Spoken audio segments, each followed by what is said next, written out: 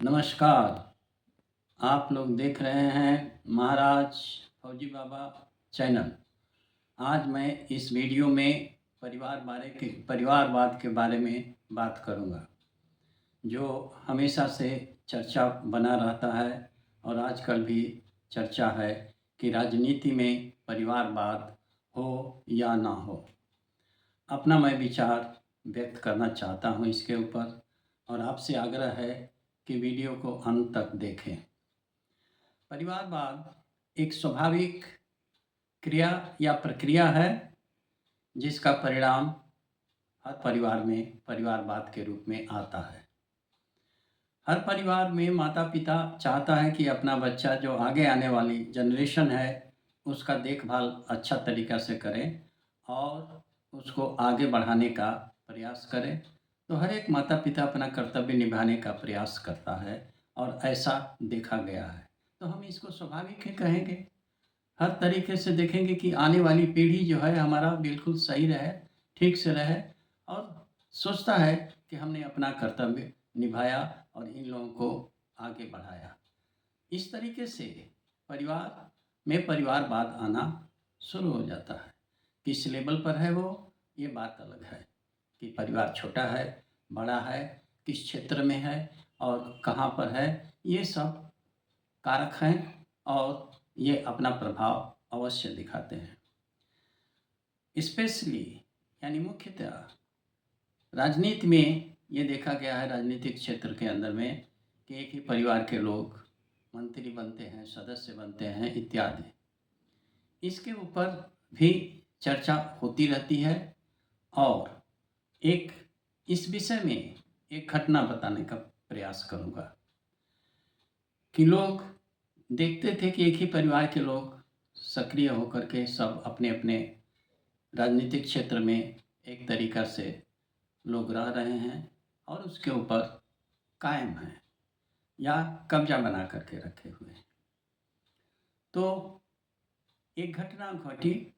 कुछ लोगों ने एक मंत्री महोदय के घर गए और बोले कि महोदय, क्या आप ही के लड़के हमेशा बनते रहेंगे और हमेशा राजनीतिक क्षेत्र में या जो संगठन है या पार्टी है उसके ऊपर हावी बने रहेंगे कि हमारे लड़कों को भी समय मिलेगा या मौका मिलेगा या अवसर मिलेगा? इस पर मंत्री महोदय ने उन लोगों को बुलाया सबको और बोला, बैठो, ये बताओ कि जब कुछ भी परेशानी होती है, कुछ भी ये बातें आती हैं, तो हम लोग जाते हैं या मैं जाता हूँ, मार खाना है मार खाते हैं, जेल जाना होता है जेल जाते हैं और संगठन के लिए यानी पार्टी के लिए सब कुछ निछावर रहते हैं और आप लोग तमाशा देखते हैं, बैठे रहते हैं, हर एक चीज़ें करते हैं। तो ये बताइए कि मेरा लड़का जो है वो काम करेगा या उसको पद मिलना चाहिए कि नहीं मिलना चाहिए? इस तरीके से अगर आप लोग बना करके एक झुंड और आएंगे और इसके ऊपर में चर्चा कराएंगे तो मुझको इसी तरीके से कहना पड़ेगा, तो हमारा लड़का नहीं जाएगा, हमारा लड़का नहीं होगा तो तुम्हारा लड़का होगा। इस तरीके का जो तुम्हारे दिमाग में भूसा भरा हुआ है, इसको निकाल दो, हमारा ही लड़का होगा और आगे की तरफ बढ़ेगा। इस पर घटना के ऊपर थोड़ा ध्यान देने वाली बात यह है कि जो पूछने वाले थे वो भी अपने स्थान पर ये प्रश्न उठता है और जो मंत्री महोदय ने कहा वो भी एक अपने तरीके से अपने जो तर्क दिए वो भी विचारणीय है। तो आखिरकार इस समस्या का हल क्या किया जाए? तो मेरा तो ये कहना है हमेशा और बार बार कहना है और हम दोहराते रहें, जैसा कि मैं कहता हूँ कि ऐसा हम संविधान के अंदर में प्रावधान लाएं ताकि परिवारवाद बढ़े नहीं, परिवारवाद रुक जाए। तो क्या किया जाए? इस तरह से इसके ऊपर स्टडी किया जाए, एक समिति का गठन किया जाए ताकि पूरे संविधान का संशोधन जो हो रहा है उसकी समीक्षा किया जाए और समीक्षा करने की ज़रूरत है। जैसे कि हमारे संविधान में प्रावधान है कि राष्ट्रपति 2 ही अपने कार्यकाल कर सकते हैं, जबकि वो प्रधानमंत्री को करना चाहिए था कि प्रधानमंत्री का, लेकिन कर दिया गया राष्ट्रपति के। और इस पर विचार करना आवश्यक है, क्योंकि ये पॉइंट्स और ये बिंदु और ये समस्या चारों तरफ होती जाती है। अब आइए, ये तो परिवार के ऊपर में था। अब इसी भावना को, जो स्वाभाविक है, हम लोग भी चाहेंगे कि हमारे देश में या समाज में आगे आने वाले जो पीढ़ी है वो अच्छी तरह से रहे, समाज और देश को आगे लेकर के बढ़ाए। तो वो तो परिवार एक लेवल था। अब देश लेवल पर भी अगर आप आ जाए तो हमारी विचारधारा तो यही रहती है कि हमारे लोग आए, हमारे लोग आगे आए और देश को आगे बढ़ाएं। और ये स्वाभाविक है, इसके ऊपर प्रश्न चिन्ह लगाना या कोई भी चीज़ें करना उचित नहीं होगा, जहाँ तक मेरा कहना है। हाँ, इसके लिए प्रावधान बनाया जा सकता है।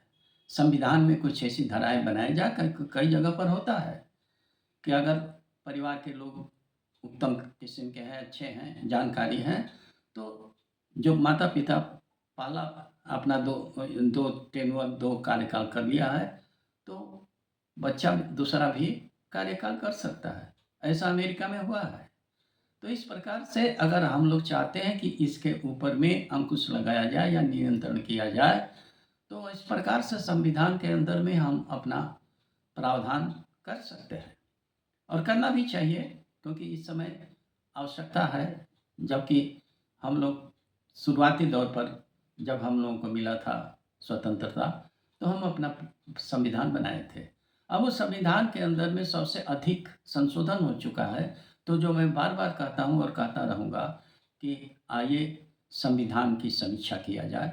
इसके लिए एक समिति गठित किया जाए और समिति जो कहना चाहती है उसके ऊपर चर्चा हो और एक आम सहमति बनाई जाए और देश हित में बनाई जाए, ना ही कि दल हित में, ना ही किसी और हित में। देश हित सर्वोपरि, इसको ध्यान में रख करके समिति का गठन किया जाए और उसमें सब लोग आए, अपना विचार दें। हो सकता है कुछ ज़्यादा समय लग जाए उसको समीक्षा करने में, तो किया जाए इस बात को।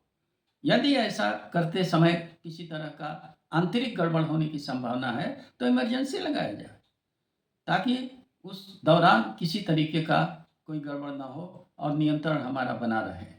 ये आवश्यक हो गया है और इसके ऊपर में हम लोगों को विचार करना आवश्यक हो जाता है, क्योंकि आंतरिक दृष्टिकोण से बहुत से क्षेत्रों को लेकर के, धार्मिक क्षेत्र हो, आर्थिक क्षेत्र हो या किसी अन्य प्रकार का क्षेत्र हो, उसमें हम लोगों को पुनर्विचार करने की आवश्यकता है। जैसा कि मैं कहता रहा हूँ, अभी भी कह रहा हूँ कि हमारे जो भी पार्टी और दल हैं, जहाँ की बहुदलीय सिस्टम है, इसके ऊपर में विचार किया जाए कि इनके रहने से और एक इनके करने से क्या हमारा देश हित को हुआ है।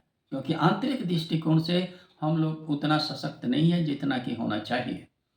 आंतरिक दृष्टिकोण से हम लोगों को सशक्त होना आवश्यक है, तभी हम बाहरी शक्ति से सामना कर सकते हैं।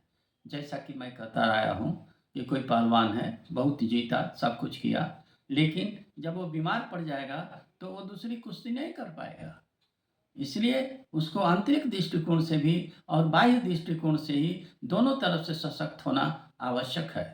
मैं जितने भी हमारे देशवासी हैं और प्रबुद्ध लोग हैं और जो कुछ भी सोचने की क्षमता रखता है, वो अपना विचार करे और इस पर गौर करे, क्योंकि देश है तो हम लोग सब कुछ हैं और देश नहीं है तो हम गुलाम रह करके, और जो गुलामी काफ़ी समय से, सदियों से झेले हुए हैं, वो दोबारा वो अवसर ना आए, वो दोबारा उसके ऊपर में न आए, इस प्रकार का हम प्रबंध करके आगे की तरफ बढ़ें। मेरा यहीं पे विचार व्यक्त करना चाहता था।